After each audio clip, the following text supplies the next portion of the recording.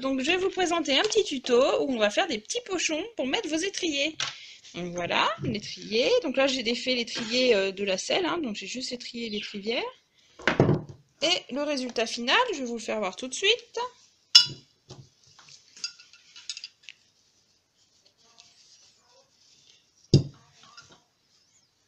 Hop.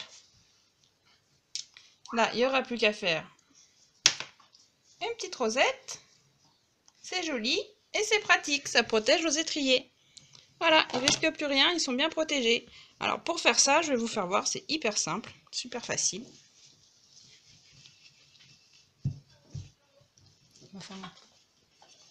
Alors, je les enlève, hein. Ça sert à rien, mais bon. Hop. Voilà, donc alors, pour faire ça, j'ai pris une bande de tissu, aspect velours, mais bon, vous pouvez prendre n'importe lequel, du moment que c'est un tissu assez épais quand même, pour que ça puisse résister aux manipulations, à la couture, etc. Donc là, bon, c'est une très grande bande. Moi, sur cette bande de tissu-là que j'ai pliée en deux, hein, parce que c'est un carré à la base, donc moi, je l'ai replié en deux. Je vais prendre 20 cm seulement de large, ce qui suffit amplement pour passer un étrier à l'intérieur. Donc je fais mes petits traits.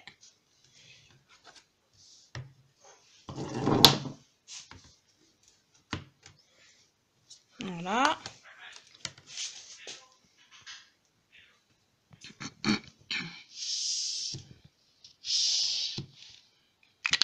Hop. Je vais couper mon coupon, celui que je conserve. Donc il n'y a pas besoin d'être expert en couture pour faire ce genre de travail. Voilà. Là, je vais y faire une couture ici et une couture ici avec un point droit. Donc tout ce qui est de plus simple et une machine à coudre.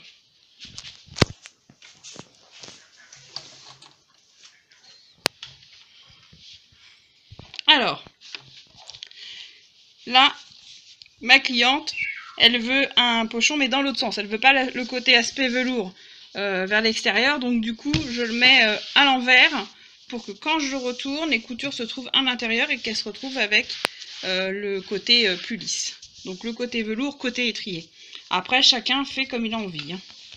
C'est vrai que le côté velours, avec la paille, avec les poils, etc., c'est pas terrible par rapport à l'entretien, c'est plus facile. Et ça protège bien les étriers s'ils sont à l'intérieur, donc voilà. Alors, je descends mon pied presseur. Donc là, je suis sur un point droit. Donc les premiers points à l'endroit et je recule pour faire mon point de stoppage pour renforcer la couture. Et tout droit, après jusqu'au bout.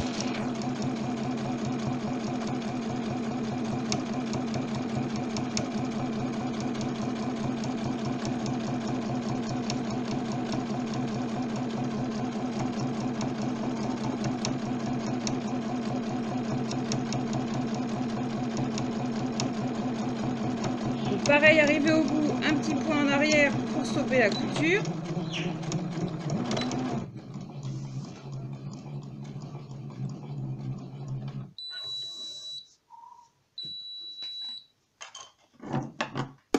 On coupe les petits fils à un petit centimètre du bord. Pas trop près parce que ça sert à rien et ça, si ça risquait de se découdre, vaut mieux que ce soit un peu plus loin. Hop. Et on recommence de l'autre côté.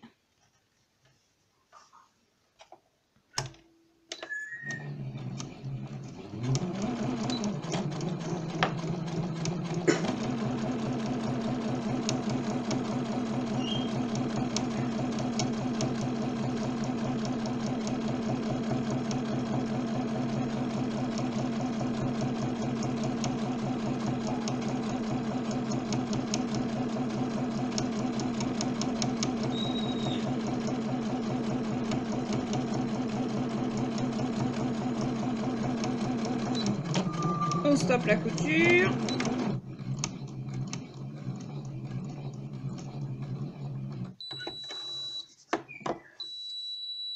Je coupe mes fils.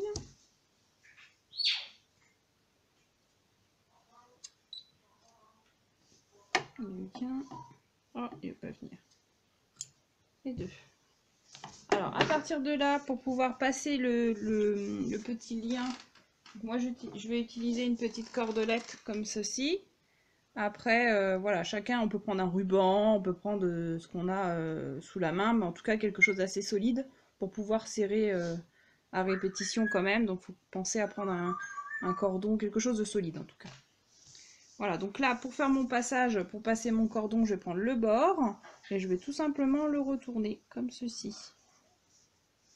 Pour faire mon passage, pour mettre mon petit cordon. Donc on fait un bord régulier, assez épais quand même, pour que le cordon puisse glisser à l'intérieur. Alors là, j'ai enlevé ma petite boîte à accessoires de ma machine qui était devant ici, pour éviter que ça prenne trop de largeur. Voilà, on a tout ça hein, sur nos machines. L'idéal, voilà, c'est comme ça se présente comme ça. C'est de l'enlever, comme ça au moins vous pouvez coudre. C'est fait pour, hein, toutes les machines ont ça, c'est fait pour coudre les ourlets ou les manches, par exemple.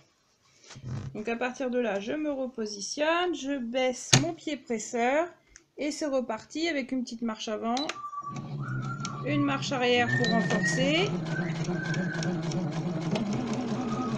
Et comme ça, tout le tour. Quand j'arrive sur l'épaisseur des coutures, j'aide un peu la machine parce que c'est un petit peu plus épais, donc il faut l'aider un petit peu pour passer le point. Voilà, là je vais l'aider.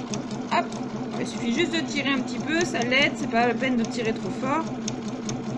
Ça suffit largement.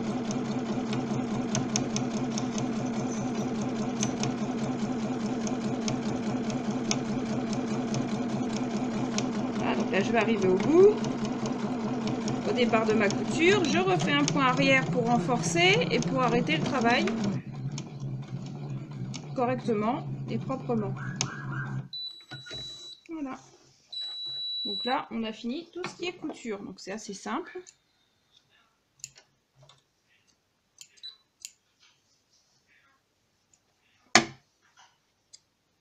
On enlève les fils, toujours pareil. Hein. Vous pouvez penser à enlever les fils et faire un travail propre, c'est quand même plus sympa. On retourne le pochon. Là, on met bien les petits angles. Hop. Et voilà. Là, le pochon, il est quasiment terminé.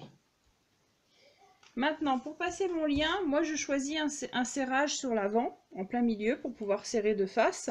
Après, on pourrait très bien le mettre sur le côté, sans aucun problème. Hein. Moi, je préfère le mettre devant.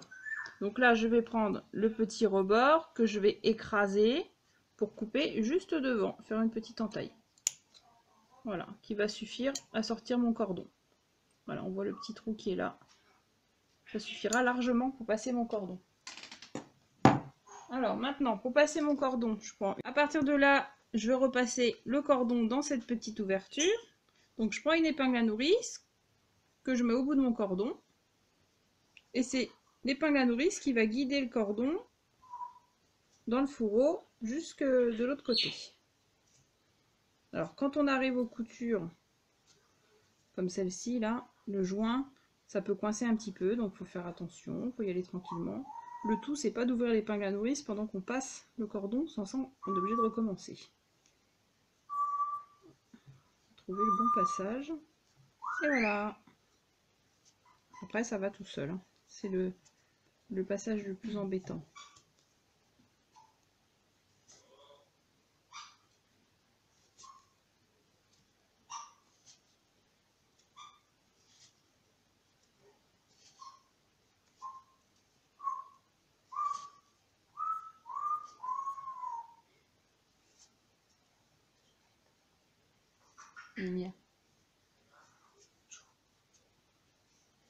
Donc là, je vais arriver au bout. Voilà. Là, je ressors par la même ouverture. Et voilà. Là, je suis arrivée au bout. Donc après, il faut équilibrer la sortie. Hein. Voilà. Qu'on ait la même longueur, c'est quand même plus sympa. On enlève l'épingle. Tac.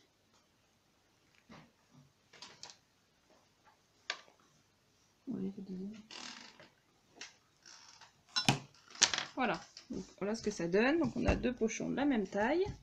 Et là, je vais ajouter les petites boules autour. Donc moi, elles sont en bois. Après, vous pouvez prendre des perles, vous pouvez prendre tout ce qui peut servir d'arrêtoir, en fin de compte, pour éviter que ça s'effiloche de trop et qu'après, on se retrouve avec des cordons tout effilochés. Donc une fois qu'ils sont passés, voilà ce que ça donne. Et ça permet que ça ne se mélange pas, que ça reste sympa et assez joli. Après, si vous avez des crochets de serrage comme les kawaii, vous savez, on appuie et on serre. Donc ça, c'est pas mal non plus. Ça permettrait de serrer directement sans faire de rosette. Après, c'est un choix. Chacun fait... moi, j'avais ça sous la main, donc j'ai fait comme ça. Mais vous pouvez faire avec autre chose, il n'y a aucun souci. Voilà, et ben écoutez, j'espère que ça vous a rendu service et puis que ça pourra vous servir. Et bonne créativité à tout le monde. Au revoir.